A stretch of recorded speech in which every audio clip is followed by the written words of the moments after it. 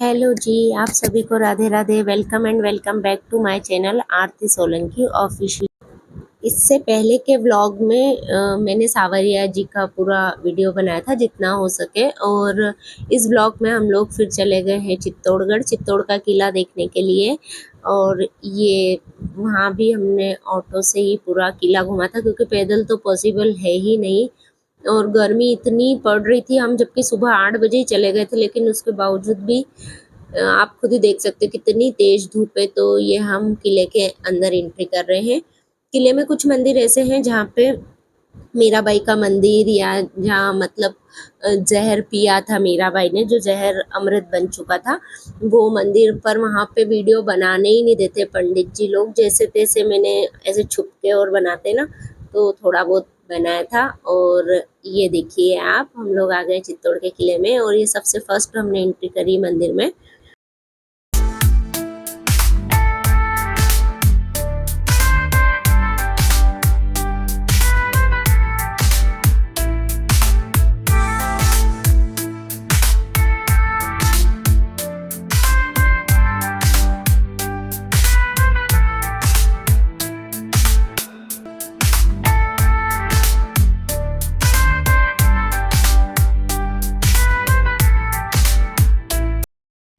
ये वाला मंदिर मीराबाई का मंदिर है, जहाँ जहर अमृत बन चुका था। और ये पंडित बहुत ही खराब है भाई, बनाने ही नहीं दे रहा था बिल्कुल। वो आप जरा सा अगर देखेंगी तो साइड में कृष्ण भगवान के साइड में मीराबाई बैठे हुए हैं। और यहाँ मैं बहुत दूर खड़े होके इसे छुप के और थोड़ा सा बनाया था मैंने वीडियो। और फिर यहाँ दर्शन करने के बाद जैसे ही हम बाहर आते हैं तो माधव के फैन मिल जाते हैं, माधव के भक्त मिल जाते हैं। तो ये इन लोगों ने फोटो क्लिक कराने के लिए फिर से वही माधव को ले लिया है। अब हम फिर खड़े हैं, जब माधव आएगा तब हम आगे के दर्शन के लिए आगे बढ़ेंगे। और फाइनली यहाँ कम लोग थे, इसलिए हमारे पास माधव बहुत जल्दी आ गया। तो हम वो देख के और दर्शन करके माधव को लेके फिर चल दिए हैं आगे, और देखते हैं क्या क्या है किले के अंदर।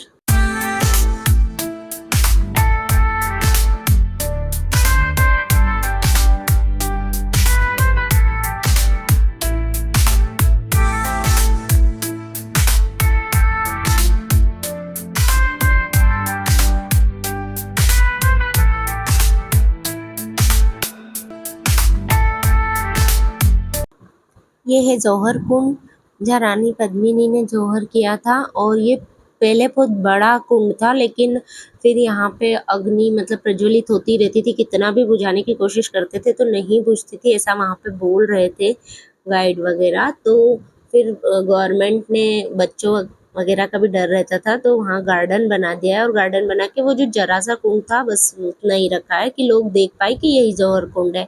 ये ब्रह्मा विष्णु महेश, यहाँ तीनों मूर्तियां हैं भगवान की। और ऐसा बोल रहे थे कि ये एक ही मंदिर है जहाँ तीनों स्थापित है, वहाँ पे वो पंडित जी बोल रहे थे ऐसा।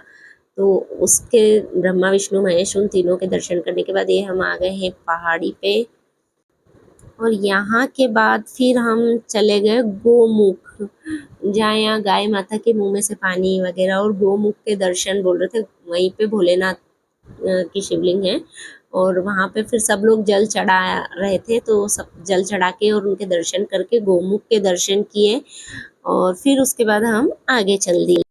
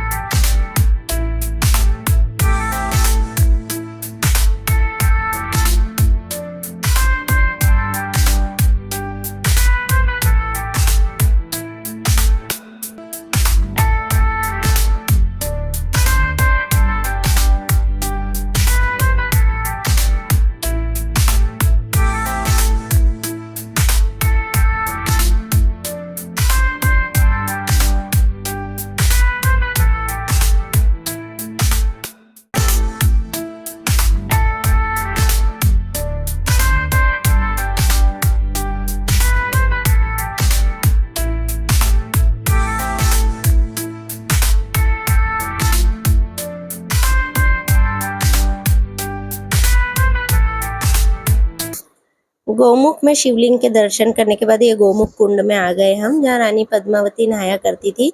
और वो शिवलिंग के वहाँ एक पाइप है जहाँ से पानी कहाँ से आ रहा है उस पाइप में किसी को भी नहीं पता है। और यहाँ हमने डाला फिर मछलियों को दाना गोमुख कुंड में। और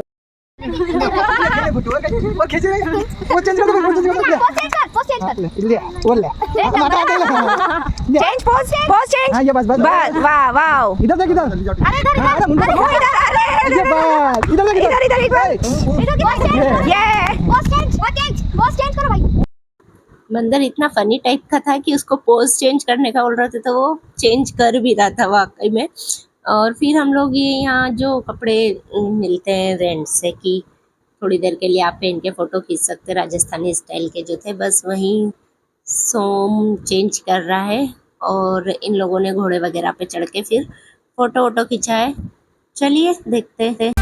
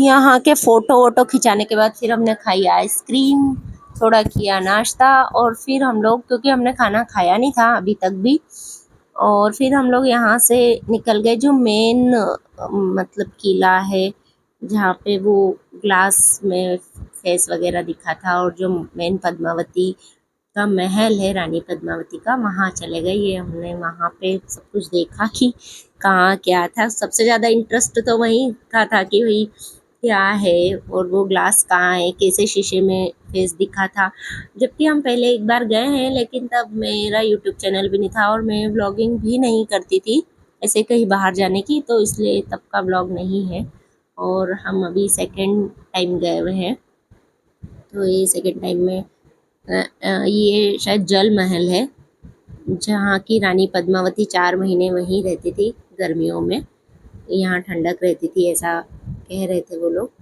और इतनी तेज़ धूप, माधव की भी हालत बुरी हो गई थी। ये देखिए पूरा उड़ा उड़ा के धूप में उसको ढक ढक के लेके घूम रहे थे हम लोग। पद्मिनी पैलेस भी कहते हैं इसको, रानी पद्मावती महल को। तो ये है पद्मिनी पैलेस, जो पूरा मतलब अंदर यहीं पे हम, और जहाँ ऐसे रहस्यमय दरवाजे थे वहाँ तो इतना इंटरेस्ट आ रहा था कि पता नहीं क्या है यहाँ।